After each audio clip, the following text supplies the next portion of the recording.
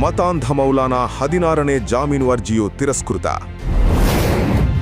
ಈತನ ಬಂಧನಕ್ಕೆ 47 ವರ್ಷಗಳ ಬಳಿಕ ಯೋಗಿಯೇ ಬರಬೇಕಾಯಿತು.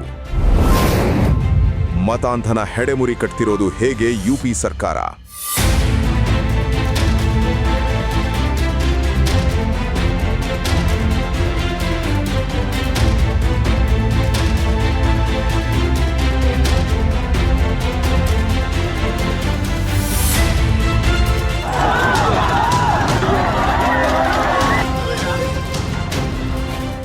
ಇವು ಕಳೆದ ವರ್ಷ ಉತ್ತರ ಪ್ರದೇಶದಲ್ಲಿ ನಡೆದ ಹಿಂಸಾಚಾರದ ದೃಶ್ಯಗಳು.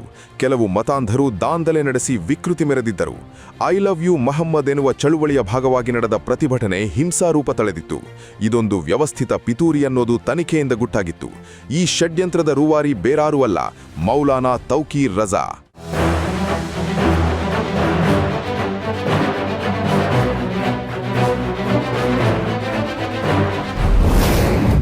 ಹದಿನಾರನೇ ಜಾಮೀನು ಅರ್ಜಿಯು ವಜಾ.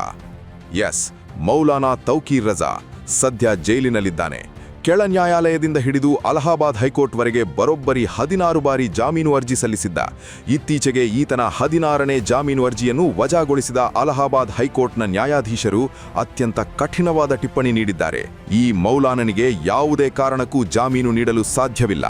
ಒಂದು ವೇಳೆ ಈತ ಜೈಲಿನಿಂದ ಹೊರಬಂದ್ರೆ ಮತ್ತೆ ಸಮಾಜದಲ್ಲಿ ದ್ವೇಷ ಹರಡಿ ಗಲಭೆ ಮಾಡಿಸುತ್ತಾನೆ. ಇದು ನ್ಯಾಯಾಲಯದ ಸ್ಪಷ್ಟ ನುಡಿ. ಯುಪಿ ಸರ್ಕಾರದ ವಕೀಲರು ಕೋರ್ಟ್ಗೆ ಸಲ್ಲಿಸಿದ ಬಲವಾದ ಸಾಕ್ಷ್ಯಾಧಾರಗಳು ಮತ್ತು ಡಿಜಿಟಲ್ ಪುರಾವೆಗಳೇ ಈ ಜಾಮೀನು ತಿರಸ್ಕಾರಕ್ಕೆ ಪ್ರಮುಖ ಕಾರಣ. ಯಾರೀ ಮೌಲಾನಾ ತೌಕೀರ್ ರಜಾ?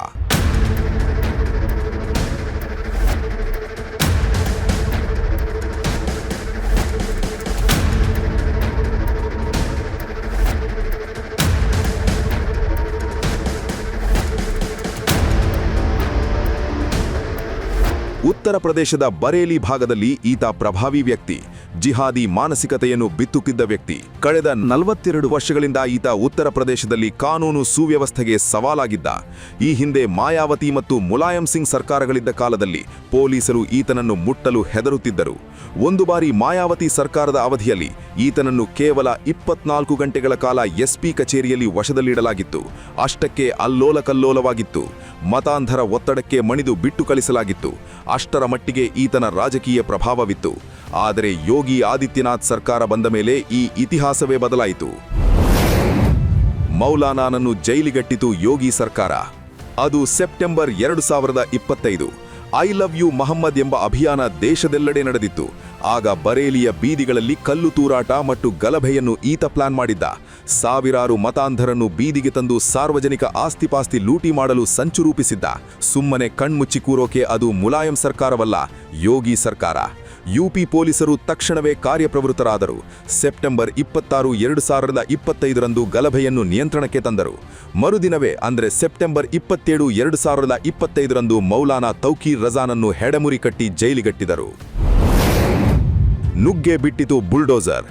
ತೌಕೀರ್ ರಜಾ ಮತ್ತು ಆತನ 82 ಸಹಚರರ ವಿರುದ್ಧ ಹಿಂದೆ 210 ಕೋಟಿ ರೂಪಾಯಿ ಆಸ್ತಿ ಜಪ್ತಿ ಮಾಡಲಾಗಿತ್ತು. ಆದರೆ ಈಗ ಲೇಟೆಸ್ಟ್ ಆಕ್ಷನ್ ಏನಪ್ಪಾ ಅಂದ್ರೆ, ಕೇವಲ ಕಳೆದ 1 ತಿಂಗಳ ಅವಧಿಯಲ್ಲಿ ಮೌಲಾನಾಗೆ ಸೇರಿದ ಹೆಚ್ಚುವರಿ 124 ಕೋಟಿ ರೂಪಾಯಿ ಮೌಲ್ಯದ ಬೇನಾಮಿ ಆಸ್ತಿಯನ್ನು ಯೋಗಿ ಸರ್ಕಾರ ಮುಟ್ಟುಗೋದ ಹಾಕಿಕೊಂಡಿದೆ. ಈತ ಅತಿಕ್ರಮಿಸಿದ್ದ ದೇವಾಲಯವನ್ನು ಸರ್ಕಾರ ವಶಪಡಿಸಿಕೊಂಡಿದೆ.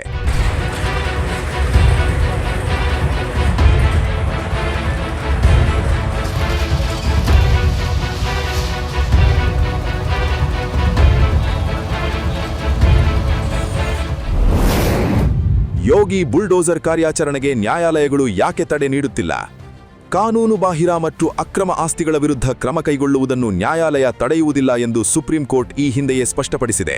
ಯೋಗಿ ಸರ್ಕಾರ ಇದಕ್ಕಾಗಿಯೇ 3 ಇಲಾಖೆಗಳ ಒಂದು ಸಿಂಡಿಕೇಟ್ ರಚಿಸಿದೆ: ಪೊಲೀಸ್ ಇಲಾಖೆ, ಕಂದಾಯ ಇಲಾಖೆ ಮತ್ತು ಸ್ಥಳೀಯ ಮುನ್ಸಿಪಲ್ ಕಾರ್ಪೊರೇಷನ್. ಇದೊಂದು ಸಂಘಟಿತ ವ್ಯವಸ್ಥೆ. ಯಾವುದೇ ಕ್ರಿಮಿನಲ್ ಅರೆಸ್ಟ್ ಆದ ತಕ್ಷಣ ಆರೋಪಿಯ ಜಾತಕ ತಡಗಾಡುತ್ತೆ ಈ ಸಿಂಡಿಕೇಟ್. ಆತನ ಆಸ್ತಿಯ ಸಿಂಧುತ್ವ, ಕಟ್ಟಡದ ನಕ್ಷೆಯ ಉಲ್ಲಂಘನೆ, ಹೀಗೆ ಎಲ್ಲ ಅಂಶಗಳನ್ನು ಕೂಲಂಕುಷವಾಗಿ ಪರಿಶೀಲಿಸಲಾಗುತ್ತೆ. ಯಾವುದಾದರೂ ಒಂದು ಅಂಶದಲ್ಲಿ ಉಲ್ಲಂಘನೆ ಇದ್ರೂ ಸರಿ, ಬುಲ್ಡೋಸರ್ ನುಗ್ಗುತ್ತೆ. ಇದು ಯೋಗಿ ಸರ್ಕಾರದ ಬುಲ್ಡೋಸರ್ ಮಾಡೆಲ್. ಹಾಗಾಗಿಯೇ ಈ ಮಾಡೆಲ್ ಅಲ್ಲಿ ಯಶಸ್ವಿಯಾಗಿದೆ.